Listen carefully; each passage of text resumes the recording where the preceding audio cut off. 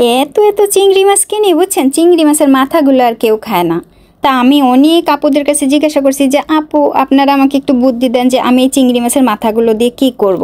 তা আমাকে অনেকে অনেক কথা বলেছেন যে চিংড়ি মাছের মাথা দিয়ে কি কি খাওয়া যায়। তা আমি ওইখান থেকে একটা কমেন্ট নিয়ে আজকের তরকারিটা রান্না করেছি। ওই যে দেখালাম যে পেঁয়াজ, রসুন আর শুকনা মরিচ বেটে নিয়েছি, তেলের মধ্যে দিয়ে ভালো করে ভেজে হলুদ আর লবণ দিয়ে আবারও মশলাটাকে খুব ভালো করে ভেজে নিয়ে ওই চিংড়ি মাছগুলো আমি ভালো করে ধুয়ে নিয়েছিলাম, একটু লবণ দিয়েও ধুয়েছি, মাছ তো না মাথাগুলো।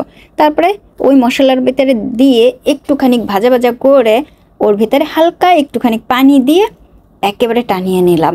খেতে কিন্তু বেশ হয়েছিল। অনেক দিন পরে এত ভালো খেয়েছিলাম ভাত, মনে হচ্ছিল যেন খুব ভালো লেগেছে।